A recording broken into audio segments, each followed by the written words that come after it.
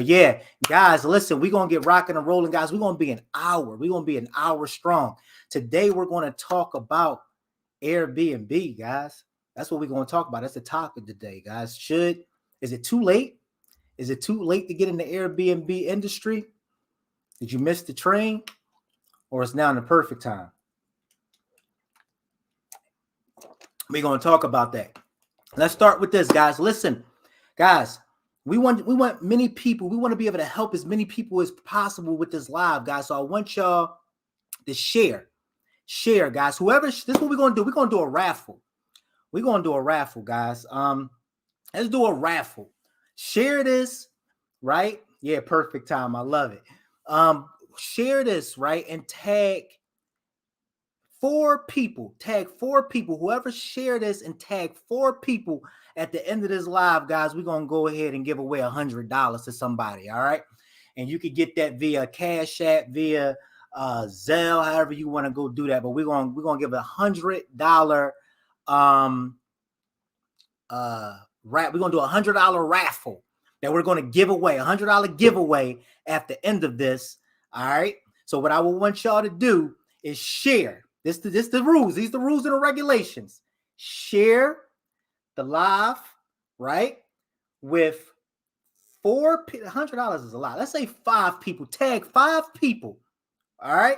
I want y'all to tag 5 people, and I want you to have them come in and join us on this live, man, because we're going to talk about it. Listen, the topic today is Airbnb. And we're going to talk about how y'all could break into Airbnb and all good stuff like that. Should I start the Airbnb business or is it too late? Right? Somebody already commenting saying, nah, it's the perfect time. I know that's right.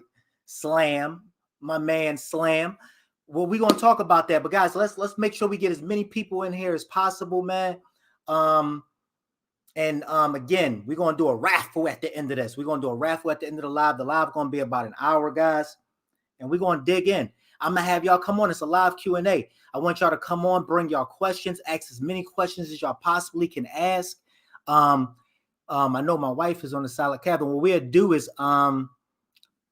once everybody that participate in the live at the end, don't let me forget, at the end, we're going to do it old school, right? We're going to write everybody's name down. We're going to scramble it in the hat or something like that, guys, and we're going to go for it. All right, we're going to go for it just like that. Man, I already have some people in the backstage, man. So listen, this is how I usually do these lives. If anybody know me and know how, okay, cool. Yeah, all right. So that's one name. And then, Catherine, I'm going to let you handle that, how we're going to do that. Let's get the names of the people that share and tag 5 people into the live, right? And we're going to do $100 at the end of this live, all right?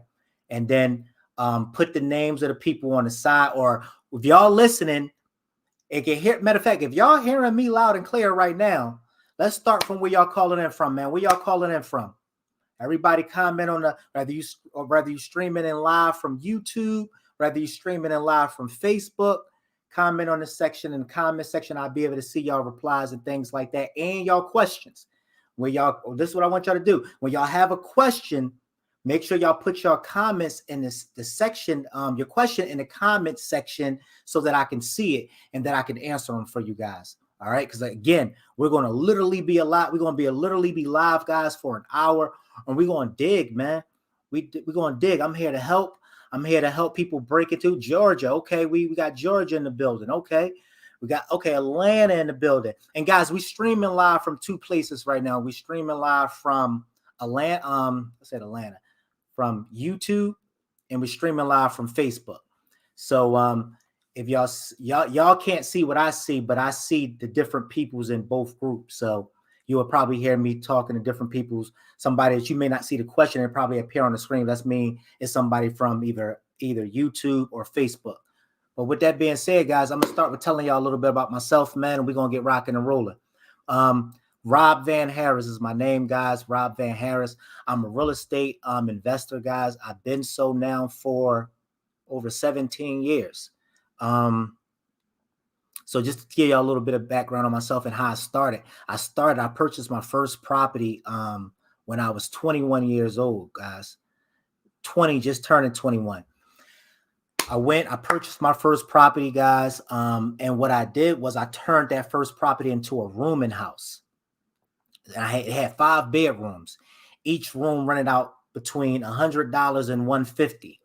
So what happened was when I started that first rental property, I had some friends of mine who was in a real estate industry that came to me and was like, wow, dude, you're making 150 per week, guys, not per month, per week. And that was a lot of money, man, for a 20-year-old back in the day. I'm making $150, guys, $125 on my littlest room. And I think it was one really small. It was like 105 or something like that. But guys, every week getting $150, $125. I had a friend to come to me that had a bunch of properties. It was like, what if I gave you about 20 properties? Would you be able to do the same thing with them? I was like, you know me, I'm young. I'm like, yeah, sure, let's do it. You know what I mean? So they started loading me up with properties, man. And I immediately got into, I made enough money to get into flipping my own houses. So I started flipping houses. You know how it is, the borrowing system, bringing in my cousins, I'm bringing in my friends. And they're working for me, man. We flipping houses the whole nine. And what happened was, I literally, from that business, from me managing the properties for my friend that was giving me the 20 properties that ended up turning into apartment buildings, things like that, I just started a full-blown property management company. Long story short, guys, I fell in love with the flipping portion of it, right? I fell in love with the flipping, the fast money, right? The fast money, when you flip a property, man, and when you do it right, and you see what type of with the payoff that you get from that, man. As a young boy, you can imagine I was open. So I also love the transformation that took place and how I was able to take a property from looking like shambles and make it look like HGTV, like it just stepped out of an HGTV magazine, guys. You hear what I'm saying? So, man, it was just one of them things for me to where it just opened me up to endless opportunities. So long story short, guys, I started flipping my own properties. I had a contracting company because we was doing so many projects. I just started my own contracting company. All right, fast forward. 2013, man, long story short, things was happening back from my hometown in Philadelphia. I had my kids. There was a lot going on. I decided to, you know what I mean? I wanted to go ahead and provide a better life and a better lifestyle for them. And I just got up and I left. Guys. And I came to Atlanta. No exaggeration, guys. I came to Atlanta with the clothes on our back, right? The clothes in the back of our car, and my 4 kids. Like, honest to God. So when we got here, long story short, speed this thing up and how, all this came together. Got here, guys, the house we were supposed to be living in fell through. Me and my family ended up living in a hotel room. Yeah, crazy, right? So here we go. A guy that had employees. I had a contracting company. I had a pretty good flipping business, right? The property management, I fast forward a little bit, but I let that go because it started becoming, a lot of stress. But however, guys, I came to Atlanta and I didn't have really no real credentials. You see what I'm saying? I didn't have no 9 to 5, right? I had the cash flow that I had from the properties, but by then, things were slowing down, man. In Philadelphia, there was just a lot going on. Long story short, we had to leave from the property we was living in and had to stay at a hotel, looking everywhere to find a property, man, and ended up having to stay there longer than what we anticipated, right? So, man, I got here. I started making some connections. Mind you, I also had my real estate license. So I had to get a reciprocal license to start doing business here. So the whole plan was I was going to get out here, open back up my contracting business, and then start doing what I was doing in Philadelphia here.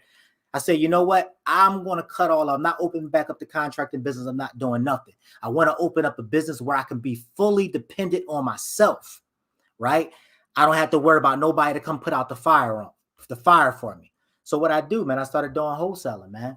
I discovered wholesaling, started doing wholesaling. That was me to get liquid and for me to start, learning the land and start learning the different parts of the land and things like that. And while I was doing that, I was doing traditional real estate. Okay, so I was working with regular people that was looking to buy houses, traditional real estate looking to sell houses. And that got me to the point to where I got to meet great people. I got to learn Atlanta. I got to learn the ins and the outs of Atlanta, and that really sparked in my career, man, and really helped me to get in position to, where I'm at today. So right now, guys, we own a portfolio of Airbnbs. We do a lot of short-term rentals. Right now, I do a lot of still buy, fixing, and flipping. And then I'm always looking to buy properties. And what I'm really great at and what I'm really known for is creative financing deals, guys. So if you don't know what the terminology of creative financing basically means, that I do a lot of taking over property subject to the existing mortgages and things like that. But we'll get into that on the later date. In the meantime, guys, come on.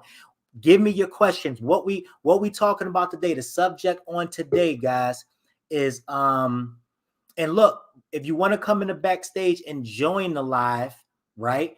The link, I shared the link with you guys. All you have to do is give me a heads up that you want to come in, and we're going to bring you up and we're going to answer these questions live, guys. All right, so let's get started. In the meantime, one of the first questions is based off of the topic. Should I get into Airbnb? Should I get into the Airbnb business, or is it too late? Right? So one of the things I want to talk about first is here is some ways to break into the Airbnb business. All right, how many people here, let's start with this. How many people here even know what short-term rentals and Airbnb, even know that terminology? Give me a yes in the comment section. Give me a yes.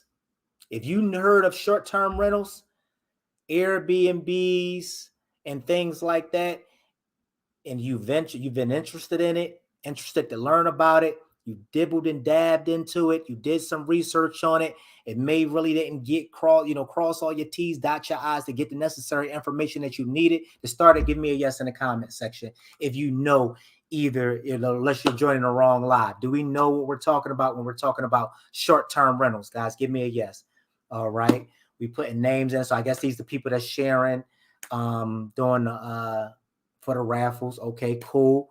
No, but I would love to learn. Okay, cool. All right, because I want to gear my audience, guys. I don't want to, again, you know me, when I start these lives, it's one of them things to where I don't want to start at a level 10 when we're talking with people that's right now that start out. They trying to learn, right?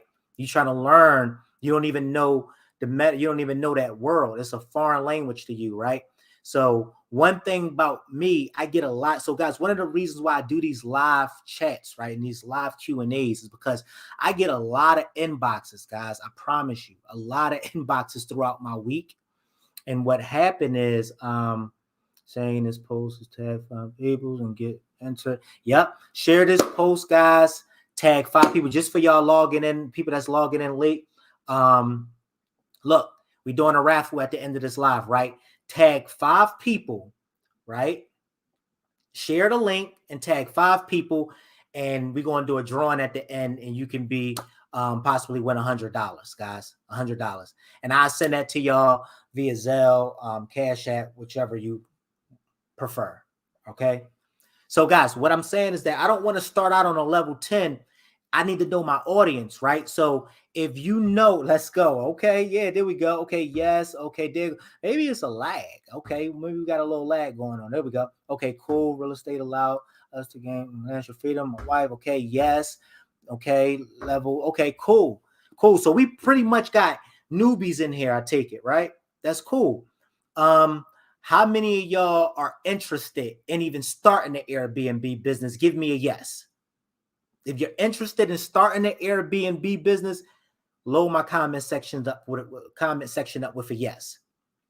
If you're interested in, real estate in a whole, you know what I mean? Are you interested into, I mentioned wholesaling earlier, ways in getting started in the real estate industry was one of the ways I gave you an example earlier, how it was wholesaling for me. You know what I mean? But if you're interested in Airbnbs, guys, give me a yes in the comment section. And then I want to make sure that I focus my time on the right subject so that we're tackling this and we're tackling this from a perspective that's going to really benefit y'all, man.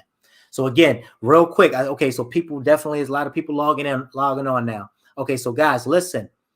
Do me a favor. Share the link, tag 5 people. And at the end of this vlog, guys, at the end of this chat, this live stream, we're going to go ahead, guys, and what we're going to do is we're going to do a raffle, and we're going to pull your name from a raffle, and whoever wins, who basically shared and tagged 5 people, we're going to do $100 prize. Okay, that's what we're doing.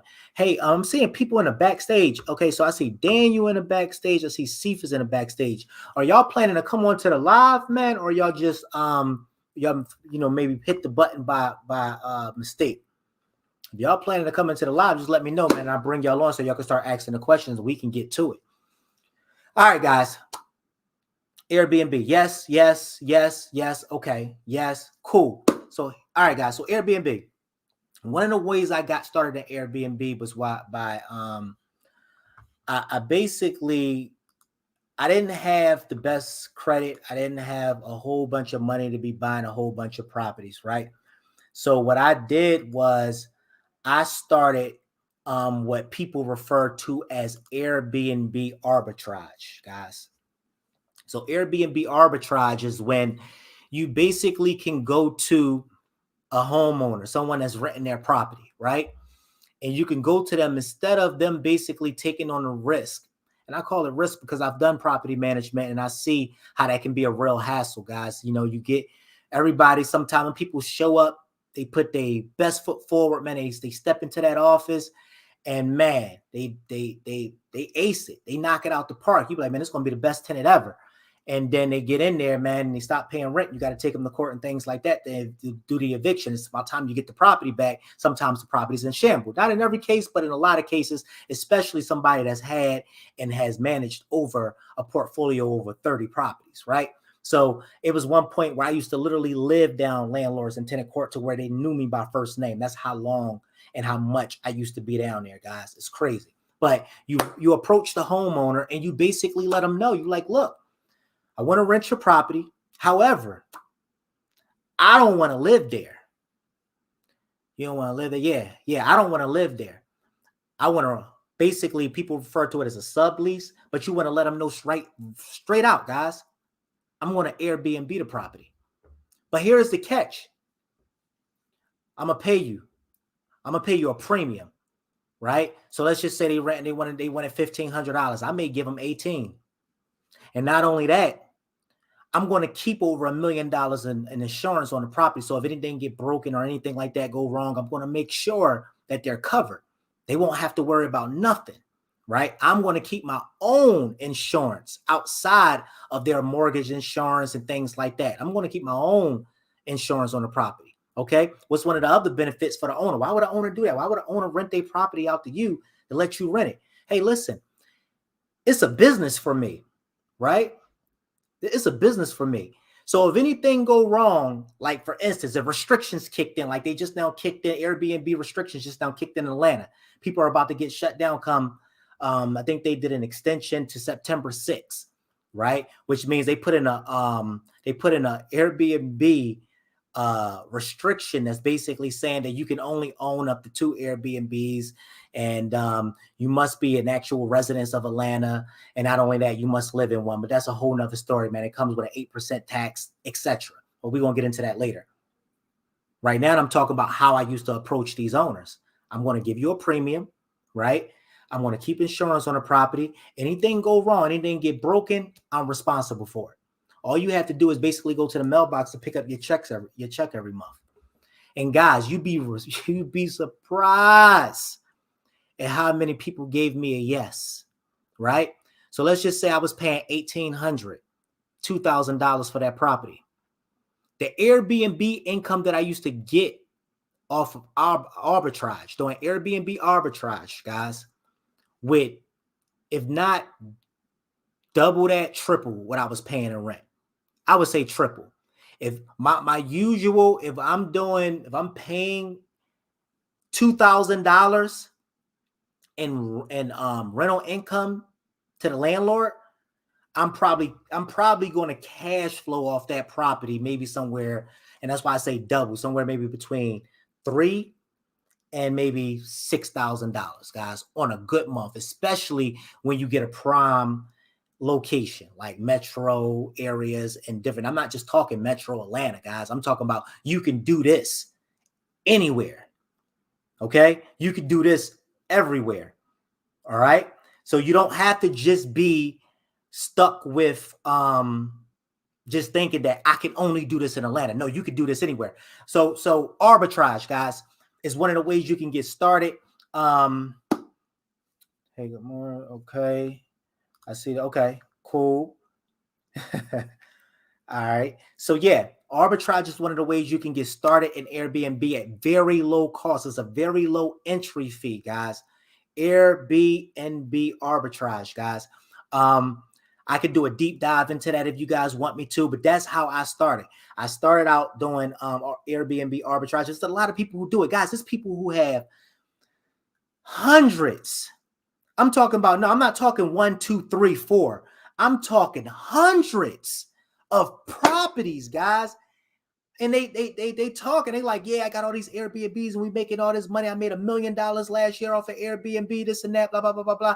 Guys, do you think that they're going to the bank and taking out property loans in their name or in their business to purchase all these properties? No. This is how they're basically, this is how they're doing it. This is how they're building up their Airbnb portfolio, guys. So they're all, again, recap, they're going to the owners and they're saying, hey, listen, I'm interested in your property. However, I don't plan on living here. Okay, I plan on converting this property into what's called an Airbnb rental, right? What's going on, Abby? I plan on turning this property into an Airbnb rental, right? And then they'd be like, oh, well, why would I do that? Okay, there's no risk. It's no risk, right? You don't have to never worry about putting me out because it's a business for me. So it means to stop cash flowing, I'm going to leave. Right? I'm going to pay whatever termination fee needs to be paid and I'm gone. You don't have to worry about evicting me.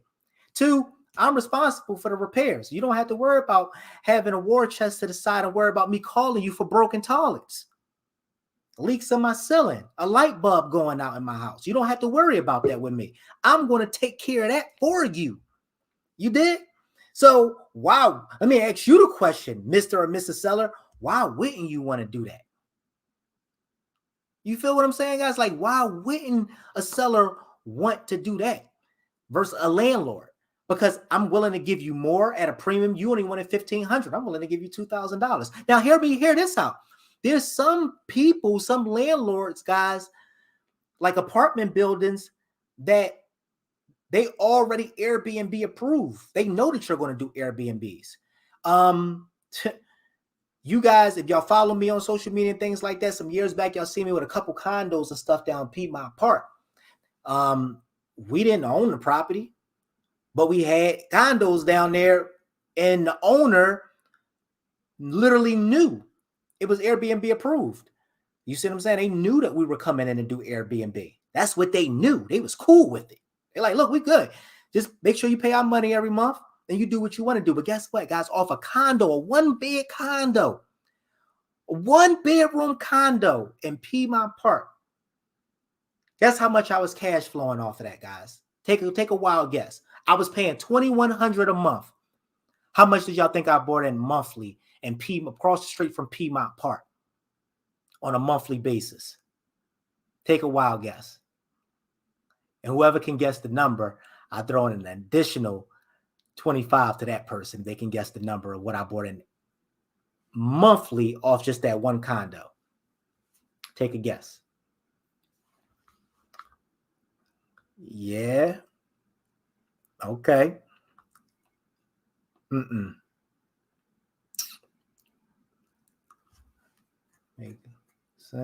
Makes sense. Yeah. 9,000, 2,500. All right, guys.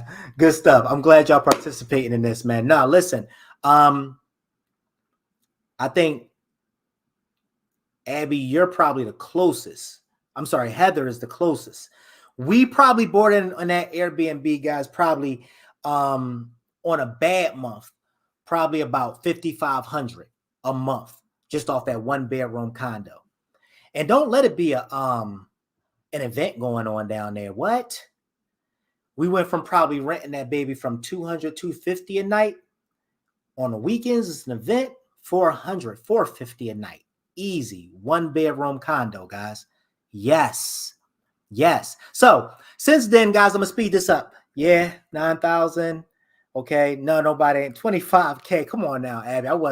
Listen, if I was getting 25K off of just one condo, listen, I would still be doing arbitrage. But guys, being in the game, getting a little bit of experience in the game, guys, I've discovered a new way now to purchase my properties. So I mentioned earlier, we do a lot of buy, fix, and flips. Yes, I still wholesale. I use wholesaling as an exit strategy. I still wholesale. I still do all that. Real estate is a way to financial freedom. Yes, it is, ma'am. It truly is. And it has truly given me and my family financial freedom. I totally agree. But guys, hear me. I originally, here was the pros and the cons. The pros and the cons was this. The pros was cash flowing, right? I really didn't even have to manage the property. I'm going to give y'all the basis of how basically you just give the cleaner your calendar. The cleaner go in there after every checkout, clean up, boom, get it ready for the next person, turn it over, you're done, right? And all you got to do is sit back and collect. But what I started doing was I started digging more into the buying properties. But guys, hear me out. I wasn't going to so this is when I really scaled. I went from the Airbnb model arbitrage, right? Renting condos and things like that, getting my cash flow, right? Then I started putting a tool within my tool belt called purchasing properties subject to. I just said something. Because I know there's a couple people just from, my world and from my community in here that knows about this word right there. Subject to, guys.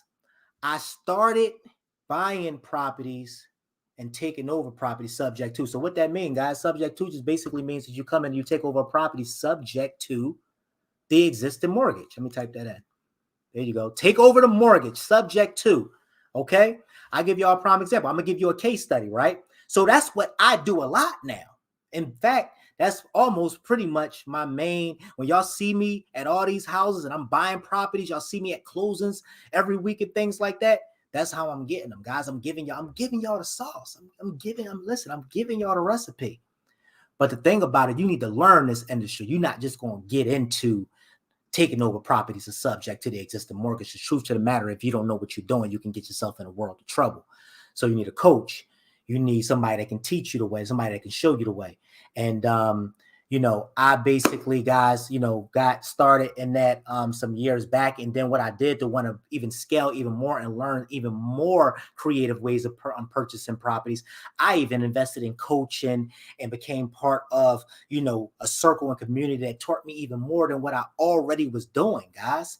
And I scaled, guys, beyond my wildest imaginations, guys. So I'm going to do a quick case study. Let me show y'all something real fast. So what I mean by taking over a property subject to the existing mortgage. Okay, so cool.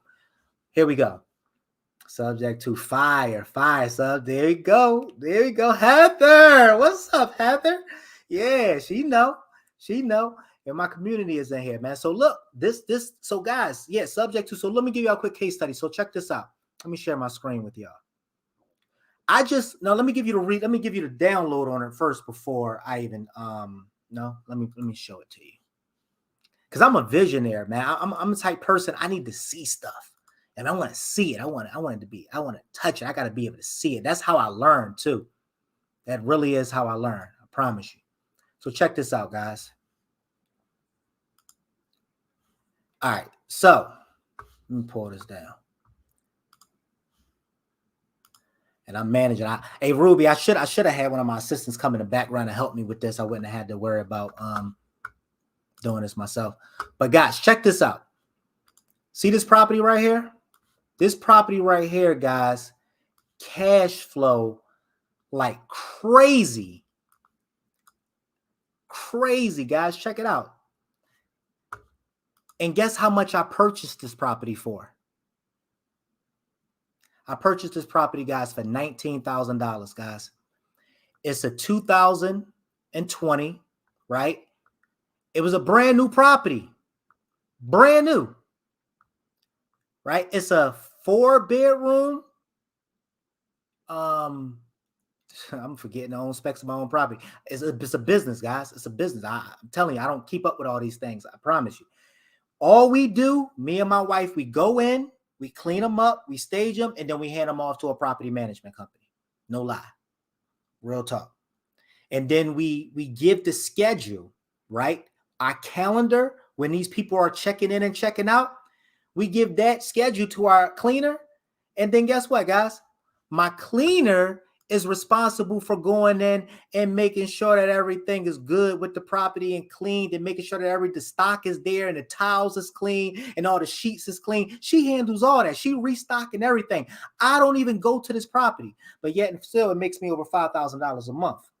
Now, how you do that off a 9,000? As you talk about cash on cash return, guys, that's true. That's true ROI.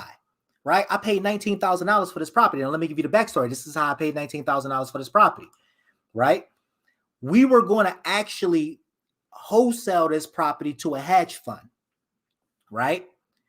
Because hedge funds love properties like this. They love newer properties, newer builds, usually 3 bedrooms plus, 2 bedrooms plus.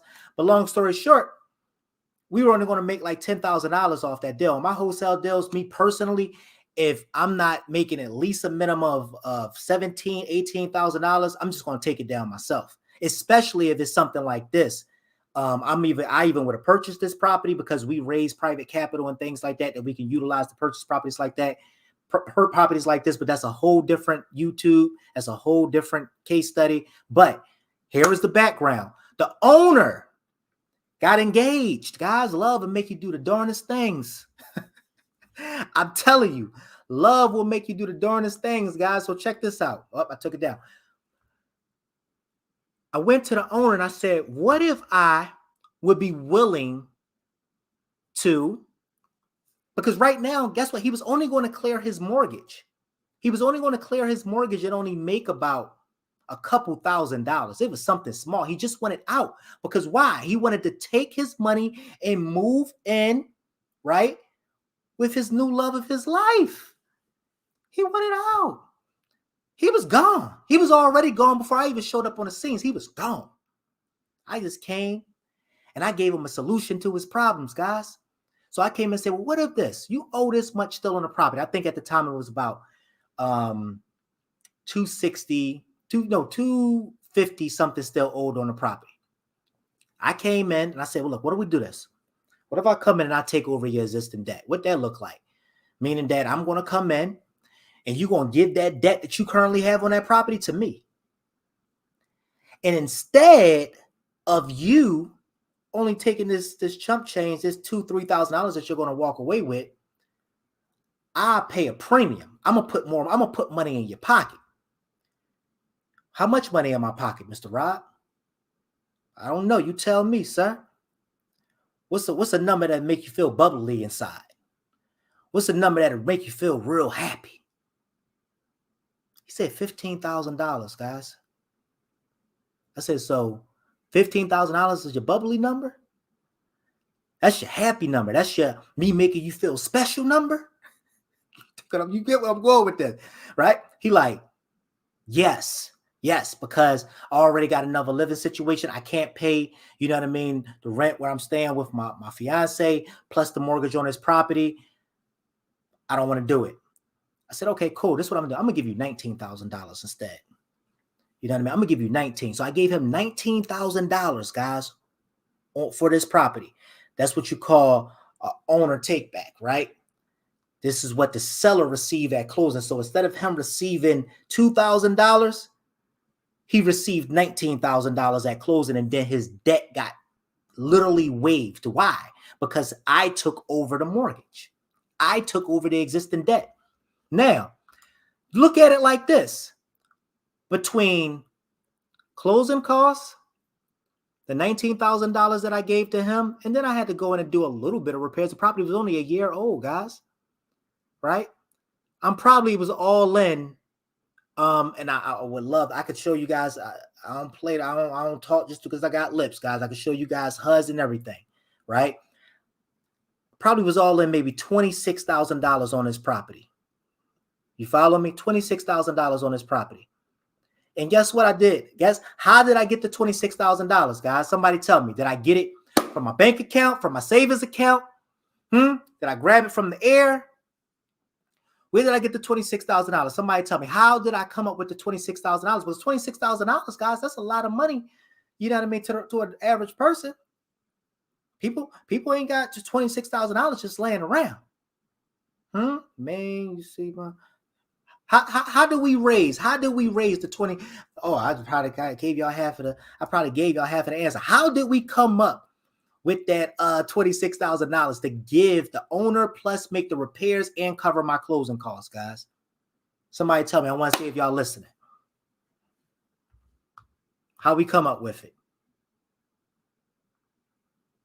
Okay. All right. Okay. So this is how we came up with the funds, guys.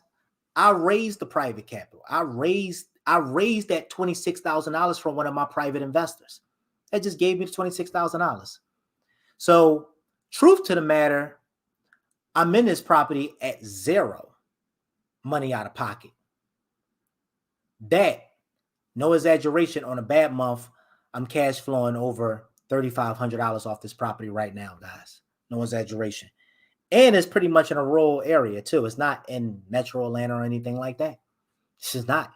But we cash flow. And I don't say that to all y'all. I don't say that to, you know what I mean, to toot my horn or nothing like that. But I'm showing you the possibilities, guys, of, let me see, hold on.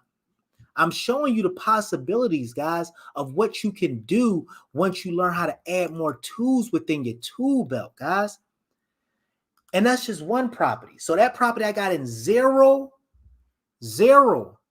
out of my own pocket that now have added to my net worth, right? Meaning that I'm making money in my sleep. That's the true definition of wealth. See, yeah, you could be rich. I think they consider people that's rich over $1 million. I used to think $1 million was a lot of money. Guys, $1 million is not money. That's not a lot of money. You can't survive off of $1 million, I promise you, especially in today's economy. Shoot, you know how they say how Jay-Z and them used to be saying that 30 was the new 20? Well, guess what? $1 million, that's the new $500,000 because it's not going to get you far. Promise you that.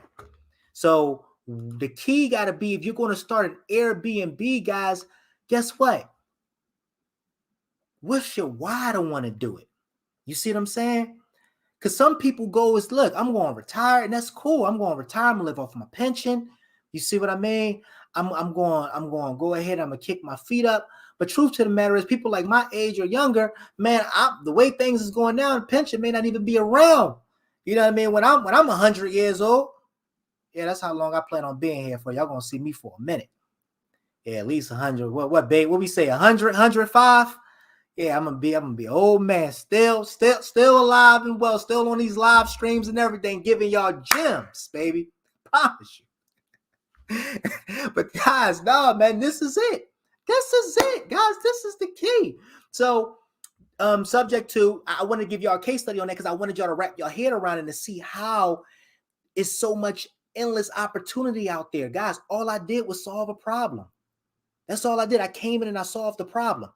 He wanted out, right? The property did, like I said, it needed renovations and things like that. You still do have to go in and stage the property. Staging for a property of this size, guys, can be probably $7,000 to $10,000. Easy. And guess what? If you have an aunt and an uncle that may have money sitting away in a Roth IRA, self-directed IRA, 401k, things like that, guess what? You don't have to go to the bank to get that 26 that I borrowed from my private investor. You don't have to go to the bank and get that $10,000 that you would need to stage the property. You can go to Aunt May, Uncle Mick. Uncle Mick, this is what I'm going to do. How much money you got sitting in that Roth IRA? How much money you got sitting in that self-directed IRA? Uncle Bob, how much money you got sitting in that 401k that's right now that's collecting you pennies right now? All right, this is what we're going to do. I need you to give me $10,000. And this is what I'm going to do for you, Uncle Mick. I'm going to give you a 7% return on your investment for that $10,000 that you loaned to me. Guys, are y'all with me? Are y'all with me? Let me see what my audience is at. If y'all with me, guys, give me a yes. Give me a yes. Give me a yes. Give me a yes. Let me know that y'all with me, man. Give me a yes. Give me a yes. Go on IG. Go live on IG. Brother, I'm not the most tech savvy person. I try that right now and I may throw my whole self off. Yes. Heather with me. Yes. Catherine's with me. Horatio's with me. Yes. Yes. Yes. Yes. Boom. Let's go. So, guys, you can go borrow that money from someone like that, right? My man Daniel waiting. Daniel, you coming on, Daniel? My man Daniel. Okay, I'm bringing you on, brother. I'm coming your way. I'm coming your way, man. That's my man. One of the guys I met when I first came to Atlanta, man. So, guys, you could go borrow that money from them and give them a 5, 7. Who knows? Uncle Mick may give it to you at a 3% return on your investment, right? And now, instead of paying, because as investors, right, if I go to a bank to try to take out a loan for a house or something like that, easy. I'm paying a minimum of 20%. And my credit is good right now. I'm cool. I got reserves, money in the bank, all that. But if I go to if I go to Wells Fargo, Chase, or something like that, guys, they hitting me over the head with 20%. Easy. You better trust and believe that. So all I'm saying is, guys, I'm doing these lives because I get a lot of inboxes, and truth to the matter is I'm horrible. I'm working in my business. I'm horrible with social media. So I don't want people to be thinking that I'm ignorant, I'm not responding. I literally was talking to a friend of mine. I'm like, I literally found the new place in IG where I seen tons of messages that people sent to me that I missed. And I felt horrible. I'm like, yo, I don't want them to think that I'm just not responding. Like, I didn't see this. Because I don't be on it. I'm grinding in my business, guys. I'm in the growing stages of my business, right? So just like a person that work a 9 to 5, or just like a person that work any other type of industry, right? I'm out grinding during the day. I'm not on social media platforms. In fact, if it wasn't for my wife and my kids, I'm gonna be honest with you. You probably wouldn't see me much on social media at all because I'm grinding right now. I'm not worried about what's going on social media, respectfully.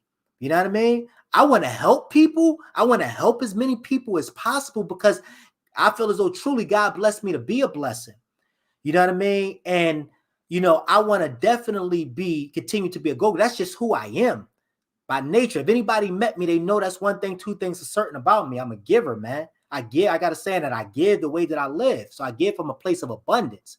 But the people will inbox me and they ask questions. And I'm like, this is the best way to do it, right? In a group setting, because that same question that you have, brother or sister, I can guarantee you that there's a bunch of other people that's sitting in the queue that have the same question that you have. And instead of me being stingy, and instead of you being stingy and me coming on to this or answering your question or getting on a call with you and answering that question, right? The other people miss it. They don't get the benefit from that.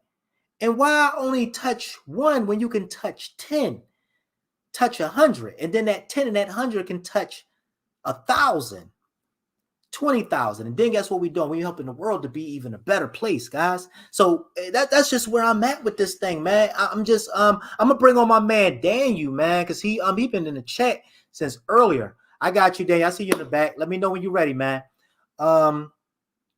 Yeah, we're gonna bring my man on, and we're gonna ask live questions, guys. If y'all want to come on, because this is what I do. This is what I love to do with these live settings, these Q&As. I love bringing people on, right? Because there's nothing like answering questions live from the audience, right? Because listen, I promise you, don't inbox me tomorrow asking me questions on how to get started at Airbnb when I just now, I'm here, right now, live, raw and uncut, ready to answer any questions that you may have in regards to starting your very own Airbnb. You want to know how to get in there very low money down? I got you with that. You want to know how to get in there with no money down? I got you with that. Bring your questions, right? You want to know how to basically turn a portfolio from 1 to 30 plus? I got you with that. I'm not talking from a place of someone that's just talking because they got lips and they seen something like this, somebody else do it on a live or something like that, and I'm bringing it to y'all. No, I'm talking from a place of experience. I'm talking from a place of somebody who's already gone there and done it. And I'm not, and like I said, people in Atlanta know what I do. People that know me know what I do, guys. And all I'm saying is that bring your questions. Let's talk live. Let's go in. All right, let's go. My man Daniel, you ready, brother? Let's get it. My How's it man. going, man? What's up, brother? Pretty good, man. Pretty good. How you doing? Man, I'm good, man. I can't complain. How you been, friend? Man, I've been super busy myself, man, trying to get set up for retirement at 35. So I've been grinding. I know you haven't heard from me for a little while. Yeah. I've been working. I can relate, man. I can relate. Get me caught Yeah. up to speed. What's going on with you, man? What's your questions you have for me on the day? And tap into what you doing right now. Because I know when you and I was talking back in the day, you was tapping into some stuff. And I was like, whoa, this Yeah. boy moving. So what you got? Yeah. Come on, get me caught up to speed. All right. So since we've last talked, really got caught up in new construction. I've been doing some fix and flips here and there. I'm working with a couple of partners to start on a 12 unit townhouse development. Mm, But as soon as as soon as that's finished up, then my main focus is going to be strictly doing rentals, long term, short term, so I can create that passive income and get to the point to where I can just start focusing on, more of like hobbies and everything like that. You know what I mean? got you. So Yeah. you're doing new construction? Yes, sir. Yeah, that's a lane that I haven't tapped into yet, man. Is this your first project, or is this a project? This is something you've been doing now for a little while? So as far as the new construction goes, the single family, this is going to be the second property. I know when the last time that I talked to you about getting started with all of that, that was the very first one. And then COVID hit, which Mm-hmm. really dragged me back and I had to get a lot of stuff figured out. Mm-hmm. And then of course I was working a lot more with the fix and flips to, get my hands with that. So Mm-hmm. this is just my second one. And then as far as the townhouse development, that's going to be my first commercial deal, and I ended up stumbling across that dealing with a real estate event quite some time back. I don't remember which one it is. I think it may be We Live with Max Maxwell and all Mm-hmm. of them, and talking to them about a lot of stuff going in regards to that. And just like a lot of people, that analysis paralysis, you got to get that information. And one of the guys, I haven't heard from him in a good minute, so forgive me that I don't remember his name at the moment. But as far as hopping into real estate, that's something that he's done. That's how he got started into real estate, which was new construction. And he was talking to some people and jumped right into it, dealing with land development and whatnot, and partnered up with those people. And that's how he really got into learning a lot of that.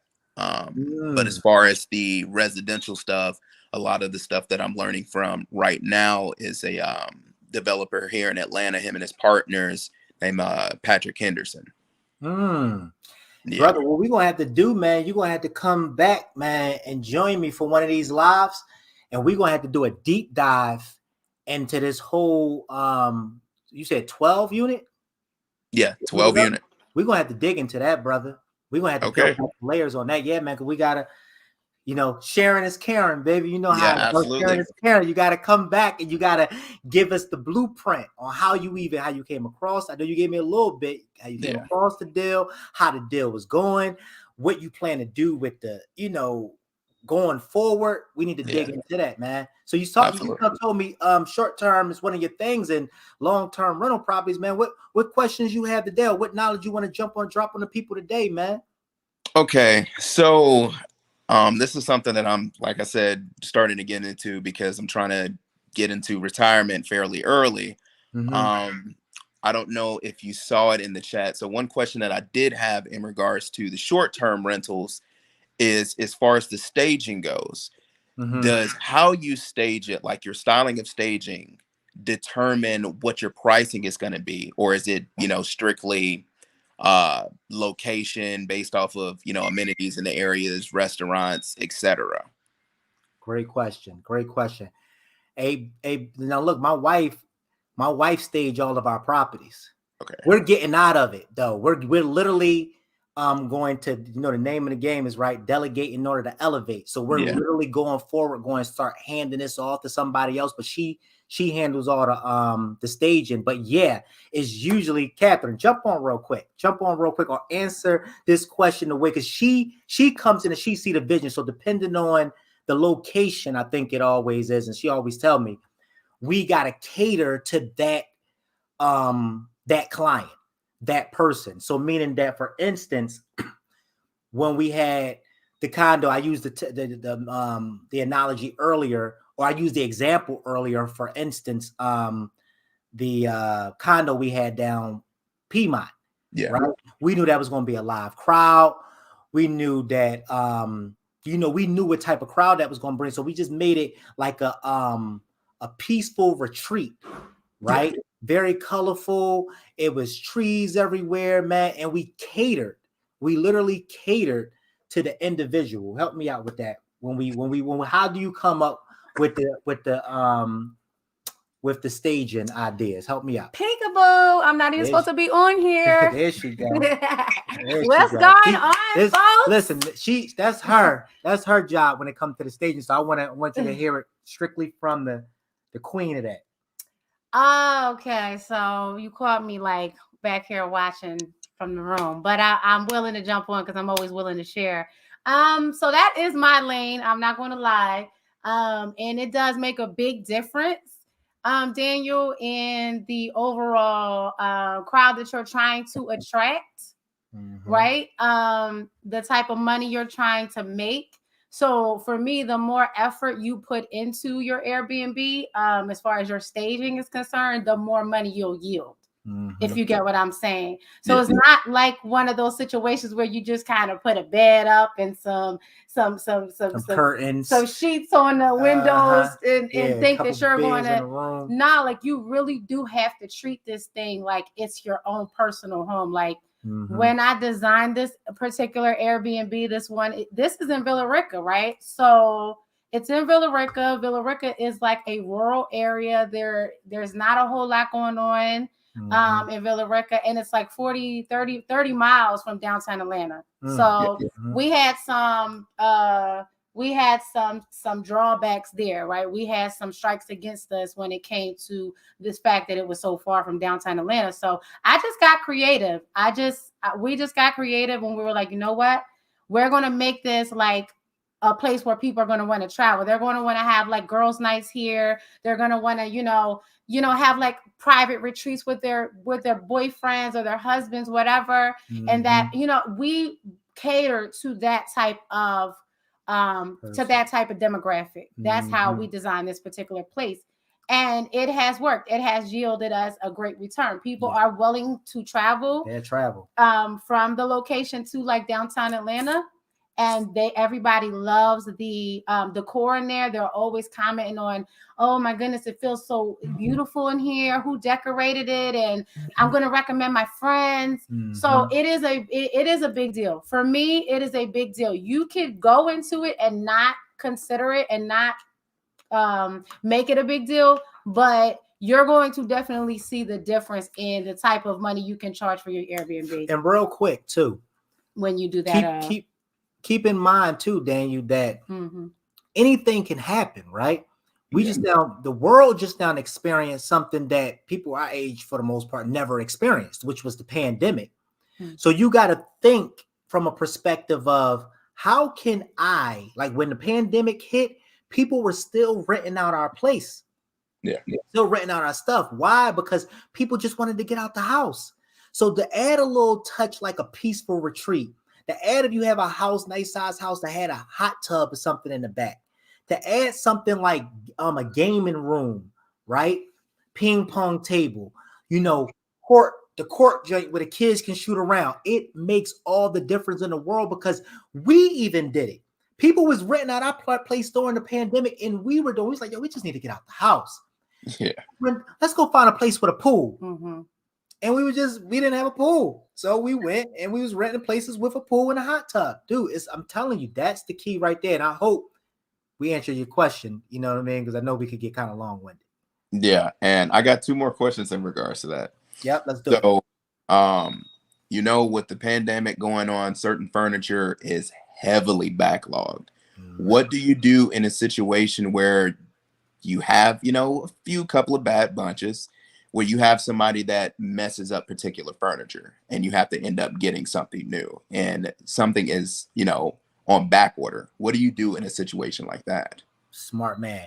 What you want to do after, and I wouldn't consider this all on your first one, but what you want to do, man, is you rent a storage unit, my friend. Mm-hmm. Go rent a storage unit, right? And then what we do, this is what we do, no exaggeration. Rent a storage unit. Go to Facebook Marketplace. They have sales on there and be giving stuff away all day. Buy it, put it away in the storage unit because you will need it. I promise you that. And when something go wrong, guess what? The beautiful thing about the Airbnb, when something get broken, the insurance, my insurance on the property covers everything that gets broken. And then not only that, because I have my own contractors, I ain't gonna get into that, but you can make money off of them breaking stuff. You can make money off of them breaking stuff. Yeah, that was analysis paralysis, Daniel, that question.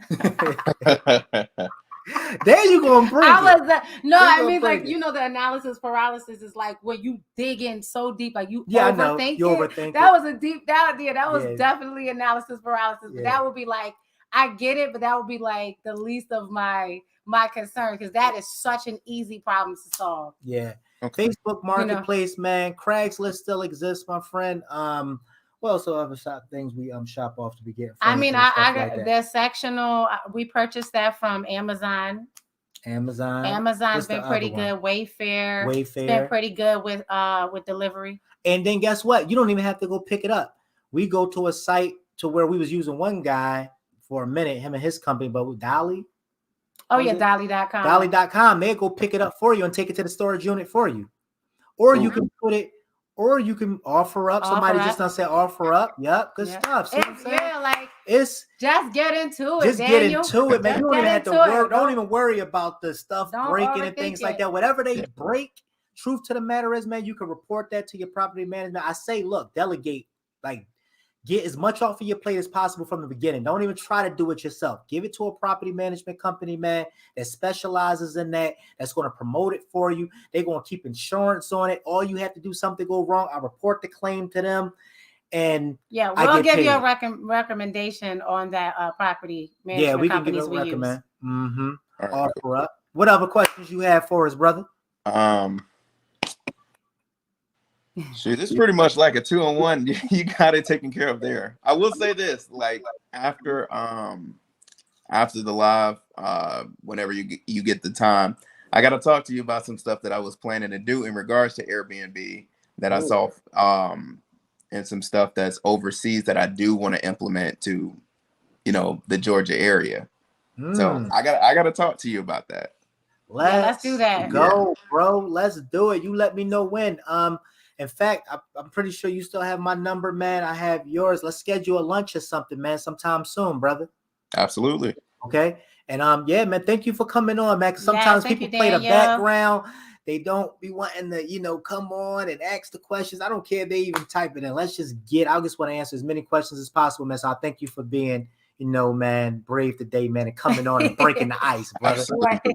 Appreciate you, Coach. Thank you, Daniel. All right, man. All right, boss. All right, Daniel. All right. So how to get started with little to no money, OPM, and what banks fund these types of leases? And do you need an LLC, EIN, and DUNS to get the funding? How you get started with little to no money? OPM, other people's money. So OPM, guys, is let me pull this up. So how do you get started with little to no money? OPM stands for other people's money, right? And what banks fund these types of lease, right? And do you need an LLC, EIN, and DUNS to get the funding? Truthfully, brother, no, you don't need any of that to get started. You can get started with your very first and last name. However, when any businessman, I truly believe that you want to make sure you go into it, man, full force, and make sure that you're fully protected in every aspect possible. So yes, you want to make sure you set yourself up an LLC and get structured, man, properly. Because truth to the matter is, brother, the worst thing you can experience, man, is starting out at an early stage and experiencing a lawsuit or something like that can set you back. Okay, so that's the answer to that first question, which was the last on yours. DUNS number. You do need your LLC. DUNS number. The DUNS number is more so, brother, when you're trying to create credit. You're trying to create credit for your company, and you're trying to create a credit history for your company. That's more so for that when you're trying to basically go take out loans in the future in your company name versus in your personal name. Right. That makes sense.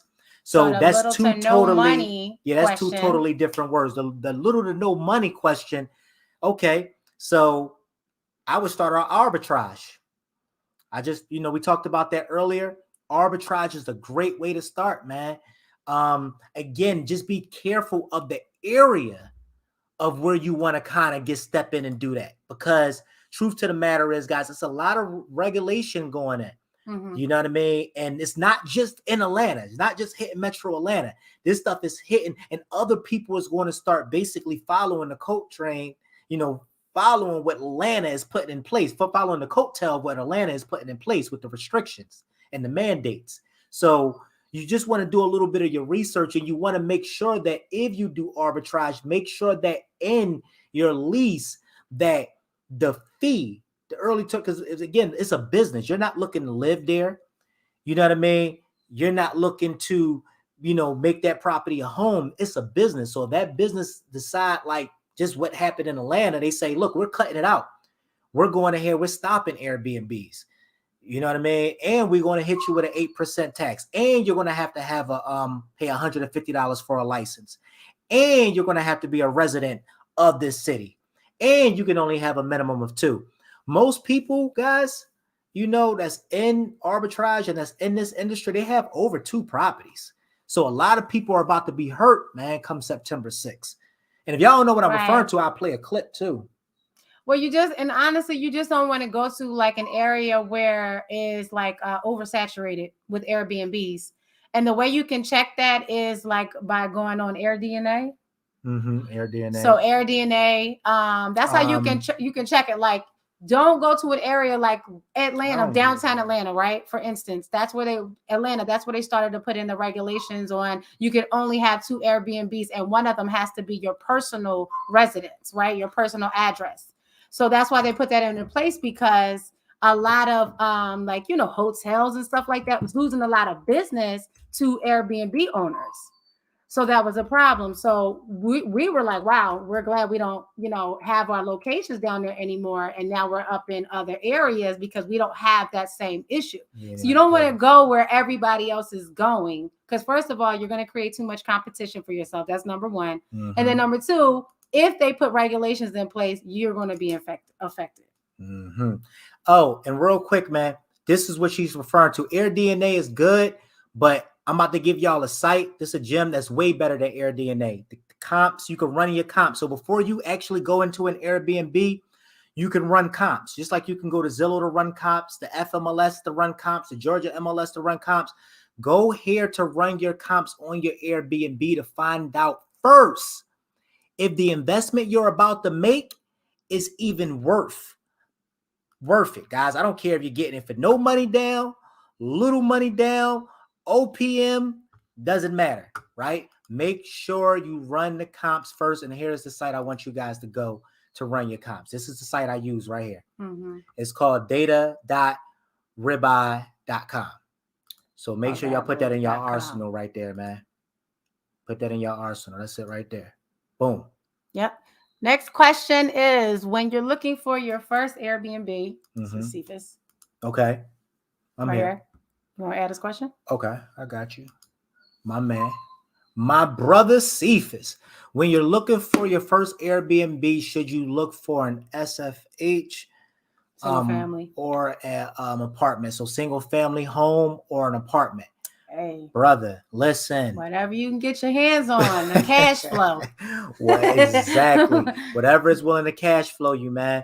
You know what I mean? The opportunity may present itself, my brother, to where you come across something to where you can snatch up at a very low cost, right? It may be in a popular area. In this case, man, people like, I don't want to deal with rural areas, right? But at the end of the day, man, I promise you guys, traveling right now is at an all-time high. Traveling spiked through the roof, guys.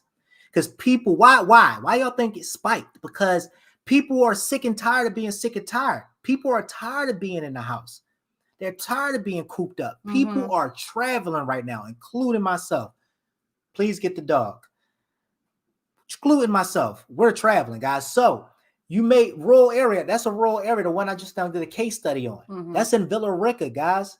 We stay booked. So I say that don't put limitations on yourself to say, well, I want to wait till I go big and get an 8-unit or a duplex or a triplex or a quadplex before I decide to do this. And truth to the matter is, a single family dwelling is going to rent a lot easier than a quadplex, triplex, or any of those anyway. Truthfully, you know what I mean? Because people, you know, man, they adapt to in my experience, they adapt to those because again, if anything happened like the pandemic or something like that go in place, you can add stuff to that property that's going to be a highlight. That's going to be an attraction. Right. I gave the example earlier, like a hot tub in the back.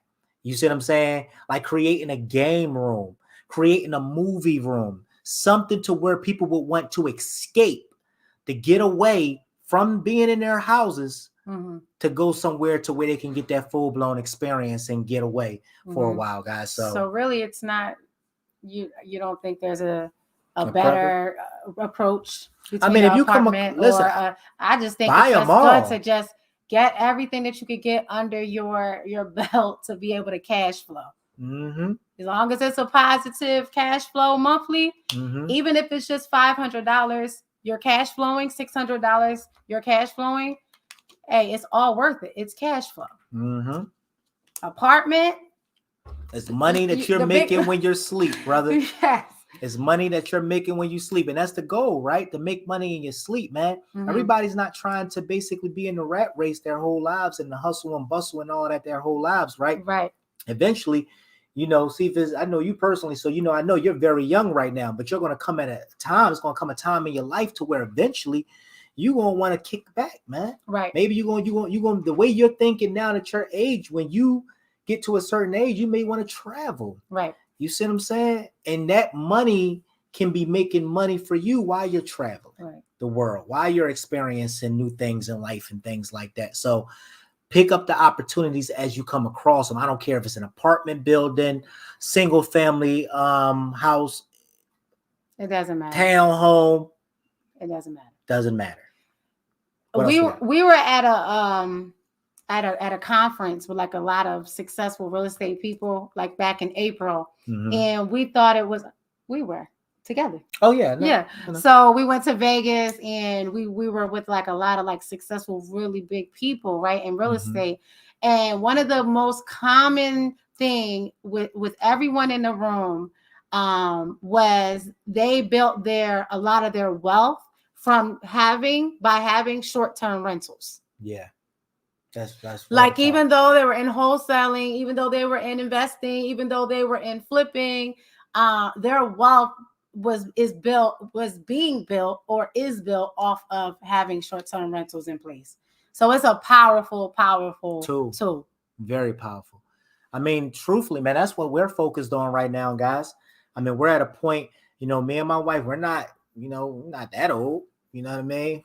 I'm not old. I am not old. No, I am I not knew she was old gonna come with that. You know, I had at to mess with all. her, right? You know, I had to mess with her real fast. You know, you young and sexy girl. I'm only playing with you. No, But not nah, old. really, man. The short-term rentals, guys, that's the move. It builds passive income very fast, guys. You can make off of a short-term rental in a week what you would make off that same property renting it out for monthly or every 2 months. Right. In some cases, you take that property I just showed y'all, nice looking property. It's okay, but it's cookie cutter, right? Look like every other property inside of a subdivision. Truthfully, right? That's just the real deal. However, if I was to rent that property out, I probably would have maybe made maybe 2,000, 2,200. And we're paying a mortgage on it. We pay a mortgage of $1,300 a month. Right. I forgot to tell you that part. I do pay the mortgage because I took on a $250 in debt, right? So I pay a mortgage on it every month. But man, we have people that come in and book the whole month. So if I make 5, and let's say I make $5,000, guys. We're talking $5,000, and let's just say my mortgage plus gas bill, electric bill, etc. Right? We ain't gonna get into the depths, but here we go. Monthly Airbnb income $5,000. Take away, $1,300. It's basically $3,700 cash flow, guys. $3,700 cash flow, and that's of course after you. And truth to the matter is, because these people stay only a few days, the electric bill was not. In fact, I don't even, babe. She handles all that stuff, but I don't even see it come out like the all that stuff is on the same thing. It's super low, guys. I'm talking pennies. It's super low. Yeah. So just take that 37 regular month, right? And just times it by 5, times it by 10. Yes. You see the possibility of where you can go and what you can do with this thing? Just get 1 a month. That's 12 a year. Times that by 12. Let's do that, man. You're doing good. You're doing good. So 3,700, you 1 a month, Cephas. You do 1 a month. That's 44,000. 44,000. Right. And that's just 1 a month. That's just 1 a month. I know a guy, one of my friends, was just now, he purchased the property through our company, right? He just got in it. Prime location, man. Prime location. He's already, I know because I'm in his I know he's already over 40,000. Yeah, he's killing it though. His location though, like he's in like one of those prestigious neighborhoods too. So yeah, he's killing it. I think he brought in probably about $10,000 a month. $7 to $10,000. And it's crazy because he was only looking to do. I remember him telling me like, I only want to do maybe $3,000-$4,000 off of this a month, right? This guy, guys, is making $10,000 a month off of one property, man. When you don't get constant bookings throughout the month, how do you make up? That's a good question. That is a good question, but we do not have that problem. Yeah. And I don't think you'll have that problem either. Yeah. That's the one who put up the question, the thing about the It's Jamie. Jamie, yeah. Okay, Jamie. Offer up. She did the offer up. So she may have a couple. Jamie, do you have Airbnbs right now, Jamie? Yeah. But while she answers that, no, Jamie, you shouldn't you're not have that problem. People are traveling, Jamie. Yeah. People are and you know what? Regardless of people traveling or not, you have to think about it, Jamie. People are always going to need a place to live. Like real estate is not going anywhere. Why? Because people are always going to need somewhere to live, even if it's temporarily. Okay, you have one in Seattle. That's awesome. Mm-hmm. Seattle is expensive, Jamie. Yes, but even if it's just a temporary stay, if a family is misplaced, right? You have insurance companies that'll pay you to let them stay at your place. There's so many different scenarios wrapped around that what we're talking about, which is real estate and someone having a place to stay. So I don't think you have that issue at all. Yeah, and plus, find out, Jamie, is there a nursery? Is like a hospital near you or something like that? Because you can rent the traveling nurses, Jamie. That right there is a whole nother side Lane, door. right? That's a whole nother back door side window, my friend. Traveling nurses. Guess what else you can do? I have a friend. He don't do nothing but rent out to the insurance companies. I have the site for that too that I could share And with they will y'all. book But you out month they will after book month. you out month after month, and they will pay. Guess More. what? More than what Airbnb, what you would make off of Airbnb. So if my property stop renting, I'm telling you straight up, I'm renting my properties out to the insurance companies. Yeah, so many exit strategies. So many. So many. Boarding house, you could make it turn and revert, but that comes with problems too. But guys, there's so many different exit strategies. What other questions we have, guys? What other questions? I know we got to get ready to do the raffle. The raffle. Yeah. Yep. So I'm just gonna step out and see who actually shared it. We're closing it now. We're gonna close that So entries for the raffle. So I'm gonna see who shared the post and who tagged 5 people in the post. And then I will go ahead and pick the winner. enter your names like a bowl or something, and then Robert's gonna choose your name, and then we're gonna send you $100 today. Yes, or tomorrow, however you want it. So on you us, got man. some knowledge and some money, but because sharing is caring. So sharing is caring. I'm gonna step off, guys. Thank you so much. I'm gonna go ahead and leave this to Rob while I get everybody's name. Thanks, everybody. Appreciate you, baby. Yeah, man, that's my baby right there. That's my sidekick. That's my sidekick right there. That's why I moved to Georgia. Okay, so you live in Georgia, Jamie. Because Jamie said, man, look, Seattle is high, guys. So guess what? Here. Let me leave y'all with this one, right? Real quick, because we're about to come to the end of this, right? You can do this, guys, in multiple states. Multiple.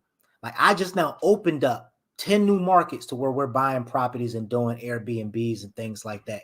I'm doing everything though, guys. I'm doing a little bit of everything. I'm selling properties over there. I'm virtual flipping. I got very large hedge funds that purchase properties from us over in these other states. So I'm kind of tapped into a lot of that. But more importantly, and more than any of that stuff, I'm looking to build up my portfolio. So if anybody on here come across any opportunities in like Florida, North Carolina, South Carolina,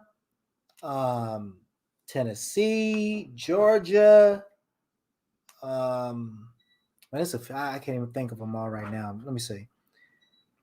We're buying. And not only are we buying, guys, listen, I lend money too. I lend money.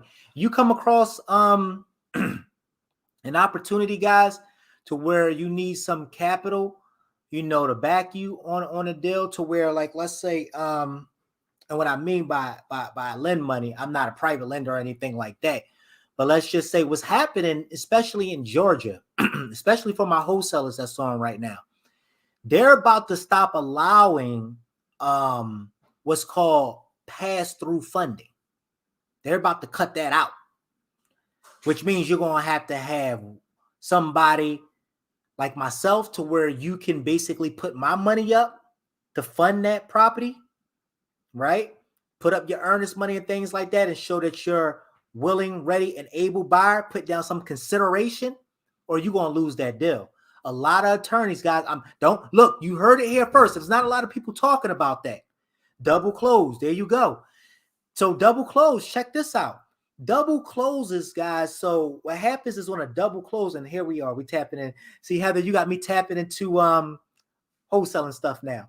But real quick, y'all need to know this because this is about to happen. Double close is when you basically have an A to B contract, which means that I'm in direct to seller, right? Or let's say Heather. Heather is in direct to seller and direct contract with the seller, right? Heather is in direct contract with the seller. Then Heather, let's say she got it under contract for 200. Heather then can basically put me in another contract. We call that the B2C contract. And she can basically sell that property to me for $250 and make $50,000 off that transaction. You may say, how? Because guess how she's going to do it? She's not even going to use a penny of her own money. That was the typical way of doing things. You can utilize what's called pass-through funding, meaning that my money, I'm going to send the $250 to the closing attorney. I'm gonna wire $250,000. Heather seller is going to get paid their $200,000, and then guess what? What's left over? 50. So who the 50 go to? Heather. Heather bought the buyer. She bought me. She found me. So Heather made $50,000 off that deal for finding me. This is the thing, guys. The closing attorneys now is about to cut that out. They like, nah, we cutting that out. Like, they're not allowed in pass-through fundings. And then if y'all was the people that was selling to a lot of hedge funds switched up their criteria to where they're not even allowing their funds to be utilized as pass-through funding no more, which now means you're going to need something that's called transactional funding. So they're no longer allowing pass-through funding, but they will allow transactional funding. That's when somebody like myself can step in and fund the transaction for you for a small fee. So if any of y'all need capital, y'all let me know. How does a JV play work? So, brother, great question. Come on, Ratio asking some good questions. JV, man, we JV all the time, brother. We JV many ways. I have people that send our company deals, and we buy them, and we pay them what they wanted to make off the transaction, right? So let's just say, Ratio, you had a deal and you had it locked up for 150, and you wanted to make 15 off the deal. Depending on the deal, if it's one of my areas where I'm looking to build my portfolio right now, I'll buy it off of you and give you your 15. Or me and you can team up. You got you in direct contract with the seller. I have really big buyers, guys. Really big buyers. In fact, I wonder if a lot of my private capital partners be on these lives, guys. That's the crazy thing. That's why y'all need to talk, because you be communicating and linking up with people in these chats. They got a lot of money, guys, that can fund your next transaction. But that's a whole nother training, guys. But anyway, Ratio, you get it locked up for 150. You wanted to make 15 off of it. Me and you could come in, and you probably could have sold it for 165 and made 15, but I can probably sell it for $40,000 over what you got it under contract for. So we both will make 20 instead of you making 15. Why? Because I have bigger buyers that may have bigger buyers. Shoot, you may have bigger buyers than me, brother. I don't know. But I have bigger buyers that buy at a premium. I have buyers that buy to this day, straight up at retail, over retail. And I know there's a lot of people right now that's going out of business because their hedge funds and they buyers, or what they refer to as big buyers, they left the building. They're playing the sidelines. Some hedge funds literally stopped buying. They paused buying. They're not even buying right now. So a lot of the hedge funds that was really well known, that a lot of these wholesalers were selling their deals to last year, they done left the building. In fact, it's so crazy that one of the largest funds that we used to sell to last year, a lot of people from the agents that we was doing deals with, because it's a middleman, it's an agent, they're now with our company. Right, but we're gonna save that for another conversation. So maybe next week or the week after, you can go into that more in depth, because that's a loaded question. Yeah, put in the chat what y'all want the next Q&A to be about. Right. My man Dan, you talked about ground ups. He talked about new builds. We could talk about, we talked a little bit about wholesale today. We could talk about private capital. We touched on a little bit of that today. We touched on a lot of things, guys. What y'all would like for the next Q&A to be about, man? Because I'm trying to do these as often as possible, guys, and we're gonna keep them rolling, man, for sure. Yeah. All right. So I'm gonna go ahead and read off the names of all the people who tagged 5 people in the live. And you may have thought you tagged 5 people, but you didn't, because I went and I counted. Oh, you did count. So you did tag some people, but so I have Cruz tagged 5 people. I have Wellina. I have Apple. Mm-hmm. I have Cadet. I hope I said that correctly. I have, it looks like it's like Sean, or it's Xean. Mm-hmm. Or Scene, or Cleo. And I have Cleo. Cleo. Okay. So that's all the people that I counted that actually shared with 5 people. So I'm gonna go And we ahead scramble it up and so they know scramble we it ain't picking up. nobody Set in that my we know. You know, Who's nah, gonna win that $100? Oh, Ooh, put that back that's in the there. yep. Put that back in there. Scramble it up. Scramble Oh, it no, up. y'all know I'm not cheating. Let's put the music on. Let's put some music on. It's like 5 people in here. Let me see. All only right, 5 and I'm people in the bowl. gonna choose. I'm 5 gonna people in the choose. bowl. And the name is where's the camera? Right here. Cadet. Cadet is The lucky winner of the $100. Now the thing is Congratulations. this: do they need to still be here to collect this? Because if Cadet is not here, how are we gonna give it to her? That's me, Sean. She's here right here. She was oh, gonna there wait she for go. that. I know that's right. Come on, Cadet. That's So, what I'm talking Cadet, about. if you can get in contact with Yeah. Rob and just go on his messenger and send him the information on how we can send you that $100, Yep. guys. So we will go ahead and end. We're gonna go ahead and end this Q&A. We really do appreciate everybody. You're gonna go ahead and bid everyone farewell till next week. That's how cute. That's how cute are telling me I need to wrap up, guys. You know, you after being married for 17 years. No. You gotta respect, people time. We gotta, stay on the time block. All right, Cadet, Abby's sister. Send me, Abby. That's Abby's sister. Mm-hmm. Oh, that's crazy. Abby, I tell you, boy. So send us over the Cash App or your Zelle, or however you would like for us to get that money to you. Love from PH, man. Appreciate y'all, man. Appreciate y'all so much for joining us. Jamie, thank you so much, man. Thank you. Great session. Jamie, I appreciate you. People like you is what makes it great. I promise you. Yes, thank you. Thank you, man. Thank y'all so much. Horatio, thank y'all for the live interaction. Heather, Chicky, Sean, man. Cheeky.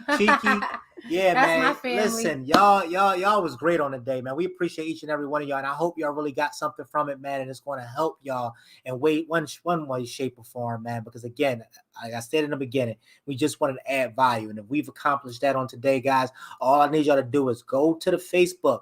I guess they show up here. Put the next live subject that y'all want us to come on and do live, and I think we a tag teaming next time together, babe. I mean, yeah, we'll do it together. That's what guys. They want. If y'all want to see me on here, I'll get on here too. We a tag team. I'm bring my wife on next time. We're gonna tag team it. All right, guys. God bless. Good night. Good night. We appreciate y'all, man. You. Enjoy the rest of your night. Bye. Bye.